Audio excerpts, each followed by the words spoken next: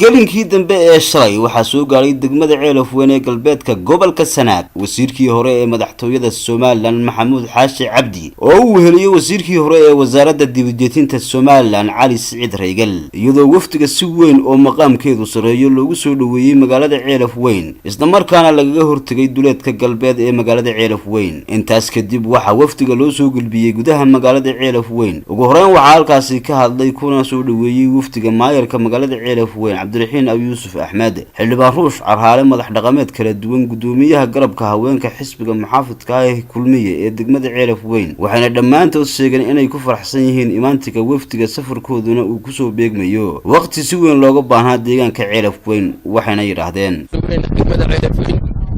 wasiiradii xukuumadii hore madaxweyne Siinayo wasiirkii madaxtooyada iyo wasiirkii dibadejinta waayeel iyo siyaasiyiin ruuga cadaaya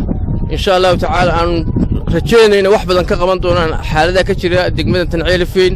aad iyo aad baan idinku soo dhaweynaa galabta sharafno ah inaan ku soo dhaweyno degmada Ceelaf Weyn wasiirkii hore wasaaradda madaxtooyada Maxamuud Xaashi Cabdi iyo wasiirkii hore ee wasaaradda dibadejinta Cali Siciid Reegal iyagoo hordhac u ah wafdiga madaxweynaha ay nagu soo aadan insha Allah ta'ala una diyaara inay hawlaha qabyada ah ee nabadeynta ee ka taagan degmada Ceelaf Weyn ay gacan weyn ka geystaan harina uga shaqayn jireen iminkana ka shaqaynayaan nabadda gobolka Sanaag bay ku suntanaayeen waxaan leeyahay waxaan idinku soo dhaweynaa qalbi furan iyo gacmo furan iyo waji farxad leh baan idinla qaybsanaynaa waa leedin baahan yahay waa leedin tabay waxaan leeyahay gacmo furan baan idin fidinaynaa hawle badan baa yaala soo dhaweynayna waa degmadiinni ku soo dhawaadaan leenahay waxaan u leenahay walaalayaal waxqabad ayaa halka kan diyaar loogu yahay dadkuna waa idin diyaar waxaan u sheegayaa raggii midiya ka lahaa lama soo dhaweyn karo Maxamuud Xaashi Cabdi iyo cidda uu wato ku quusa quranjo waa la soo dhaweynayaa waa degmadiisi uu dhashay cidi kama laha insha Allah bilmillaahi kariim wuxuu noqon doonaa madaxweynihii mustaqbalka ilaahay idamku gabagabadii waxaa halkaasi wada jira uga hadlay isla markaana ka warbixiyay ulajeedka safarkoodan wasiirkii hore ee madaxtooyada Soomaaliland Maxamuud Xaashi Cabdi iyo wasiirkii hore ee wasaaradda dibadejinta Cali Siciid Reegal waxayna yiraahdeen soo dhaweyntan qiimaha badan ee aad noo samayseen waadna ku mahadsantihiin annagu waxaan u soconnaa inaanu ka qayb qaadanno duruufaha adag ee yaalla degmadan Ceelaf Weyn oo muddo badan la soo jiitamayay dadka deegaanka ku nool iyo waayeelkiisa aqoonyahankiisa xildhibaanadiisa iyo waxgaradkiisuna in badan ay ku hawlanaayeen inaynu maanta insha Allah biidna la karimayno iska soo afjarro barnaamijkii nabadii gobosha halkan la dhigay ee ummadda ballaaran isugu timi waxaa ka dambeeyay laba dhacdo oo dhaawac ku ahaa yuhuunti iyo yididiiladii bulshadu nabadda ka qabtay sidaa darteed waxaa lagama maarmaan ah shacab iyo dawlad iyo xukuumad iyo waxgarad iyo waayeel in gacmaha la isqabsado nabadda laga wada shaqeeyo xukuumaddii madaxweyne Siinayo iyo xukuumadda madaxweyne Muuse Biixi dadaal iyo juhdi weyn bay nabaddan geliyeen daacadna way ka ahaayeen ilaahay baa qadaray inay qabyo tirma weydo dhammayn weydo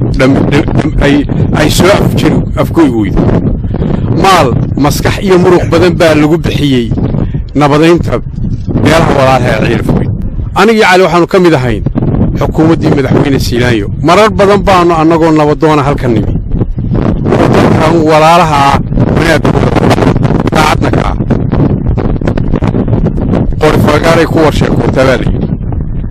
dadka shaydaanka iyo ibliiska iyo in aqoon xumi fitnada dhex dhigeen iskumanaanu dirin iskumanaanu eegin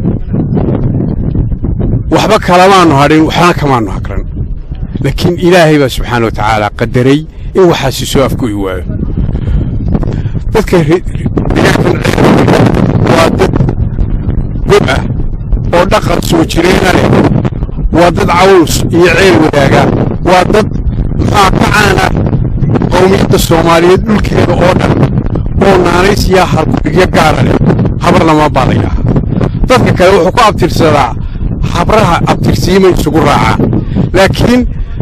abtirsiimada reer Ceelaf Weyn iyo deegaanadani ee habar lamaan waxay salka ku haysay nolol iyo dhaqan iyo iskaashi ayay salka ku haysay waxay ahaayeen dadkani dadaan hore isu dilin ayay ahaayeen waxay ahaayeen dadaan weligood culuubin waxay ahaan jireen dad iska kaashada wanaag waxaa waajiba in wixii dhacayna wax laga qabto waxaa sidoo kale waajiba in laga hortago mashaqooyin iyo dhibaatooyin kala inuu ku soo Ahmed Mursal Askari Star TV Ceelaf Weyn